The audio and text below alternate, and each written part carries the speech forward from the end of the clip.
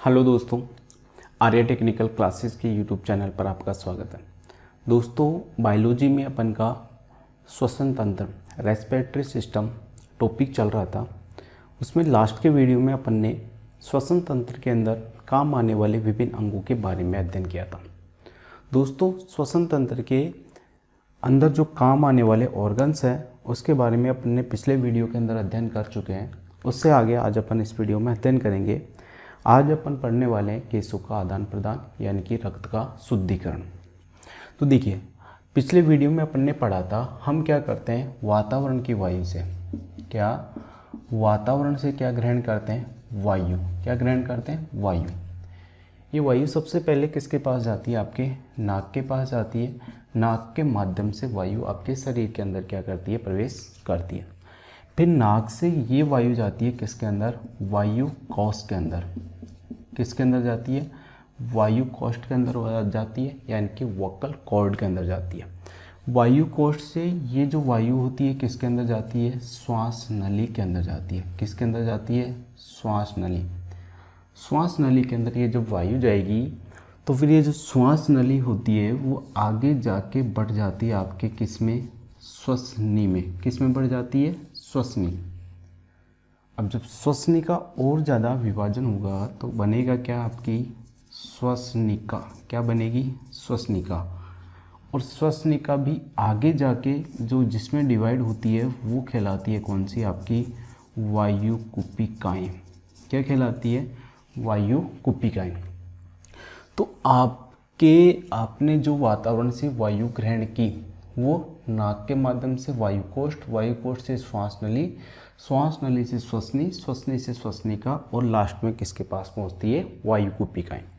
ये जो वायुकुपिकाएं होती हैं ये क्या करती है, इस वायु के अंदर भी जो भी ऑक्सीजन होगी, वायु के अंदर क्या होगी, ऑक्सीजन।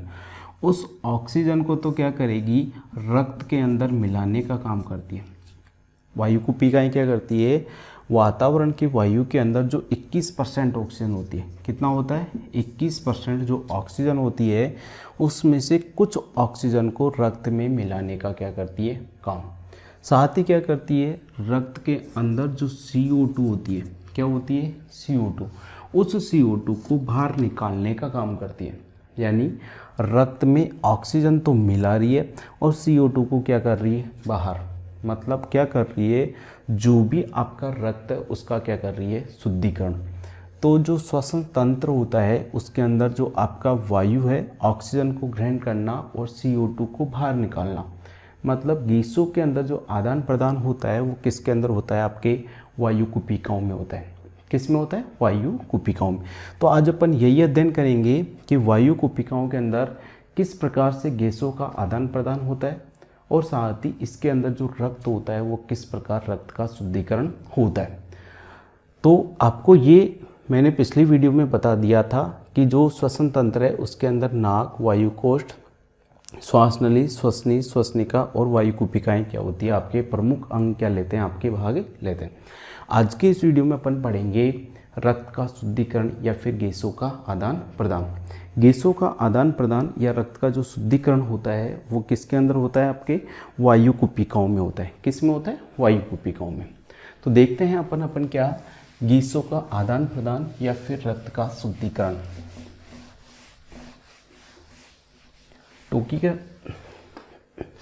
टॉपिक है आपका आज का रक्त का शुद्धिकरण।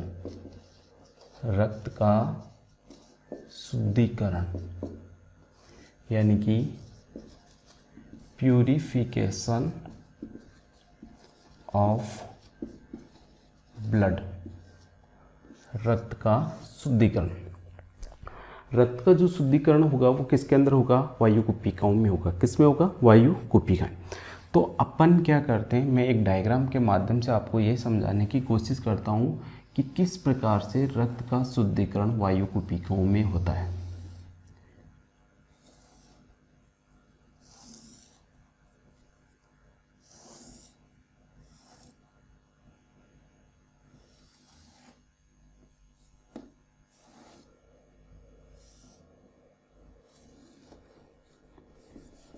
देखिए, ये मान लो ये क्या है, आपकी वायु कुपिका है। क्या है ये? वायु कुपिका, यानी कि एल्वियोली। क्या है? एल्वियोली है। इस वायु कुपिकाओं में क्या होगा, एक तरफ से आएगा अशुद्ध रक्त। क्या आएगा? एक तरफ से अशुद्ध रक्त आएगा। उस अशुद्ध रक्त को कौन लाती है? आपके पल्मोनरी आर्टरी। कौन लाती है? आपके पल्मोनरी आर्टरी, यानी कि फुफ्फुसीय धमनी। फुफ्फुसीय धमनी क्या करती है? वायु कुपिकाओं में कौन सा रक्त लाती है? अशुद्ध रक्त। इस अशुद्ध रक्त के अंदर क्या होता है, ऑक्सीजन की मात्रा तो क्या होती है? कम, और CO2 की मात्रा क्या होती है? आपकी ज़्यादा होती है। तो अशुद्ध रक्त किसे कहेंगे? जिसमें CO2 ज़्यादा होगी और ऑक्सीजन क्या होगी? कम। वो कौन सा रक्त कहलाएगा? आपका अशुद्ध रक्त। ये अशुद्ध रक्त आपका यहाँ पर आता है, किसके माध्यम से आ रहा है? पल्मोनरी आर्टरी से माध्यम से। यहाँ पर जो भी अशुद्ध रक्त होगा, उस अशुद्ध रक्त के अंदर क्या होगा? CO2 तो क्या होगी? इसके अंदर ज़्यादा मात्रा में होगी, और जो ऑक्सीजन होगी, जो क्या होगी आपकी ऑक्सीजन, उसका मान क्या होगा? आपका कम होगा। इसके माध्यम से जो रक्त जाता है वो रक्त होता है कौन सा? आपका शुद्ध रक्त। कौन सा होता है इसके अंदर? शुद्ध रक्त होता है। कौन सा होता है? शुद्ध रक्त। शुद्ध रक्त का मतलब जिसके अंदर ऑक्सीजन ज़्यादा हो और CO2 क्या हो? आपकी कम हो, वो रक्त कौन सा रक्त कहलाएगा? आपका शुद्ध रक्त। शुद्ध रक्त को ले जाने वाली जो धमनी है और वेन है, वो कहलाती है कौन सी? आपकी पल्मोनरी वेन। क्या कहलाती है? पल्मोनरी वेन, यानी कि फुफ्फुसीय सिरा। हिंदी में क्या बोलेंगे इसको? फुफ्फुसीय सिरा। फुफ्फुसीय सिरा क्या करती है? एल्वियोली से शुद्ध रक्त को ले जाने का क्या करती है? काम करती है। ऐसे कैसे? इसको हिंदी में क्या बोलेंगे अपन? फुफ्फुसीय धमनी। क्या लिखेंगे हिंदी में इसको? फुफ्फुसीय धमनी। देखिए, ये जो वाली नली है, ये है आपकी क्या? श्वसनिका, यानी कि ब्रोंकियोली। क्या है आपका? ब्रोंकियोली है, मतलब श्वसनिका है। श्वसनिका किससे जुड़ी होती है? श्वसनी से। श्वसनी किससे जुड़ी होती है? श्वास नली से। श्वास नली किससे जुड़ी होती है? वायुकोश से। और वायुकोश किससे जुड़ा होता है? आपका नाक से। यानी कि इस नली के माध्यम से क्या करती है? वातावरण की वायु प्रवेश करती है। इस नली से क्या आती है? वातावरण की वायु। वातावरण की वायु के अंदर क्या होता है? जो ऑक्सीजन होती है वो कितना परसेंट होती है भाई? 21% होती है। कितना होता है? 21%। और जो CO2 होती है वो कितनी होती है? 0.03% होती है। मतलब वातावरण की वायु के अंदर ऑक्सीजन की मात्रा क्या होगी? ज़्यादा, और CO2 की मात्रा क्या होगी? आपकी कम होगी। मतलब इस नली के अंदर से जो भी वायु आएगी, उस वायु के अंदर ऑक्सीजन तो क्या होगी भाई? ज़्यादा होगी। क्या होगी? ज़्यादा। लेकिन जो CO2 होगी वो क्या होगी? आपकी कम होगी। क्या होगी? कम। अब देखिए, इसमें ऑक्सीजन ज़्यादा है, CO2 क्या है? कम। लेकिन यहाँ पर देखिए, ऑक्सीजन कम है और CO2 क्या है? ज़्यादा। यहाँ पर CO2 ज़्यादा है और यहाँ पर CO2 क्या है? कम है।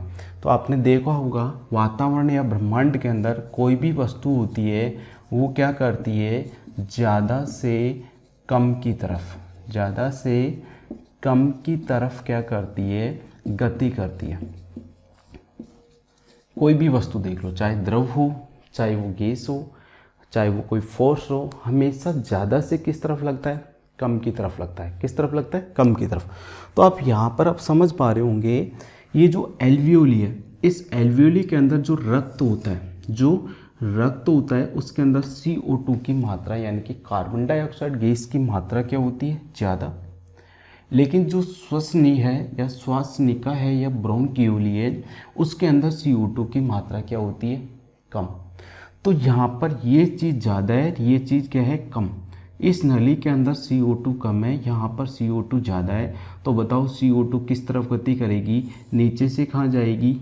ऊपर की तरफ, नीचे से कहाँ जाएगी, ऊपर की तरफ, क्योंकि कोई भी वस्तु होती है वो ज़्यादा से किसकी तरफ गति करती है, आपके कम की तरफ। यहाँ पर CO2 ज़्यादा है, यहाँ पर CO2 कम है, तो ये गति करेगी ज़्यादा से किसकी तरफ, आपके कम की तरफ। मतलब CO2 इस श्वसनिका के माध्यम से कहाँ पहुँचेगी, श्वसनी में, श्वसनी से कहाँ पहुँच जाएगी, श्वास नली, श्वास नली से कहाँ पहुँचेगी, आपका वायुकोश, और वायुकोश से कहाँ पहुँचेगी, नाक, और नाक के माध्यम से क्या हो जाएगी, आपकी बाहर हो जाएगी। तो यहाँ से CO2 तो क्या होगी, बाहर। लेकिन देखिए ऑक्सीजन, ऑक्सीजन यहाँ पर क्या है, आपका कम है, क्या है, कम। लेकिन इस नली के अंदर जो वातावरण की वायु आ रही है उसके अंदर ऑक्सीजन की मात्रा क्या है, ज़्यादा है, क्या है, ज़्यादा। तो ऑक्सीजन क्या होगा, ज़्यादा से कम की तरफ गति करेगी। कैसे गति करेगी, ज़्यादा से कम की तरफ। जब ये ज़्यादा से कम की तरफ गति करेगी तो जो वातावरण की वायु है उसमें से ऑक्सीजन किसके अंदर मिल जाएगी, ब्लड के अंदर, और CO2 यहाँ से क्या हो जाएगी, बाहर हो जाएगी। क्योंकि इधर CO2 की मात्रा कम है, यहाँ पर CO2 की मात्रा ज़्यादा है, तो CO2 तो ज़्यादा से कम की तरफ गति करेगी, तो CO2 तो निकल जाएगी कहाँ पर, बाहर। लेकिन यहाँ पर ऑक्सीजन ज़्यादा है और यहाँ पर ऑक्सीजन कम है, तो ऑक्सीजन गति करेगी ज़्यादा से कम की तरफ, तो ऑक्सीजन किस में प्रवेश कर जाएगी, आपके एल्वियोली में। किस में प्रवेश कर जाएगी, एल्वियोली में। और CO2 एल्वियोली से क्या हो जाएगी, बाहर हो जाएगी। क्योंकि कोई भी गैस होती है वो ज़्यादा से किसकी तरफ गति करती है, कम की तरफ। जब इसके अंदर ऑक्सीजन की मात्रा, जब ऑक्सीजन इसके अंदर प्रवेश कर जाएगी तो यहाँ पर ब्लड के अंदर ऑक्सीजन की मात्रा क्या हो जाएगी, आपकी बढ़ जाएगी। और जिस ब्लड के अंदर ऑक्सीजन की मात्रा बढ़ जाती है वो रक्त कौन सा रक्त होता है, आपका शुद्ध रक्त होता है। कौन सा होता है, शुद्ध रक्त। तो जो रक्त का शुद्धिकरण करने का जो प्रमुख कार्य होता है श्वसन तंत्र के अंदर, वो किसके अंदर होता है, आपका एल्वियोली के अंदर होता है। किसके अंदर होता है, वायु कुपिकाओं के अंदर होता है। वायु कुपिकाओं में क्या होता है, CO2 तो बाहर होती है और ऑक्सीजन क्या करती है, आपके ब्लड में प्रवेश करती है। तो जो वायु कुपिका होती है, वायु कुपिकाओं में क्या होता है, जो CO2 गैस होती है, यानी कि जो कार्बन डाइऑक्साइड गैस है, कौन सी गैस है, कार्बन डाइऑक्साइड, वो तो कहाँ निकलती है, आपके बाहर की तरफ जाती है। किस तरफ जाती है, बाहर की तरफ। तथा जो ऑक्सीजन होती है, क्या होती है, ऑक्सीजन, ऑक्सीजन क्या करती है, आपके रक्त के अंदर क्या हो जाती है, रक्त के साथ क्या हो जाती है, मिलती है। रक्त के साथ क्या हो जाती है, मिलती है। कौन, आपकी ऑक्सीजन। ऑक्सीजन तो रक्त के अंदर मिल जाती है, लेकिन CO2 रक्त से क्या हो जाती है, बाहर हो जाती है। क्योंकि यहाँ पर CO2 कम है, यहाँ पर CO2 ज़्यादा है, तो कोई भी गैस होती है वो ज़्यादा से कम की तरफ गति करती है। इस कारण CO2 यहाँ से बाहर हो जाएगी और ऑक्सीजन इसके अंदर क्या हो जाएगी, प्रवेश कर जाएगी, यानी कि रक्त का शुद्धिकरण हो जाएगा, या फिर बोल सकते हैं गैसों का क्या हो जाएगा, आदान प्रदान। तो आपका जो श्वसन तंत्र होता है उसके अंदर गैसों का आदान प्रदान कौन से भाग के अंदर होता है, वायुकुपिका, या इंग्लिश में बोलेंगे तो क्या बोलेंगे, एल्वियोली। या फिर दूसरा पूछा जा सकता है कि श्वसन तंत्र के अंदर जो रक्त का शुद्धिकरण होता है वो किसके अंदर होता है, आपका एल्वियोली के अंदर। किसके अंदर होता है, एल्वियोली। यहाँ से शुद्ध रक्त क्या आ जाएगा, पल्मोनरी वेन के माध्यम से। क्या, पल्मोनरी वेन के माध्यम से कहाँ जाएगा, आपके लेफ्ट ऑरिकल में जाएगा। हृदय का जो लेफ्ट वाला भाग होता है ना, लेफ्ट ऑरिकल, लेफ्ट ऑरिकल में जाएगा। लेफ्ट ऑरिकल और लेफ्ट वेंट्रिकल होता है, उसके बीच में एक वॉल्व होता है, कौन सा, मिट्रल वॉल्व। फिर लेफ्ट ऑरिकल से मिट्रल वॉल्व के माध्यम से किस में जाएगा, लेफ्ट वेंट्रिकल में जाएगा। किस में जाएगा, वेंट्रिकल। फिर वेंट्रिकल के अंदर एक वॉल्व और होता है जिसको अपन महाधमनी वॉल्व या फिर अयोटा वॉल्व बोलते हैं। उसके माध्यम से वो जो शुद्ध रक्त है वो अयोटा के माध्यम से शरीर के विभिन्न अंगों के अंदर क्या होता है, आपका पहुंचता है।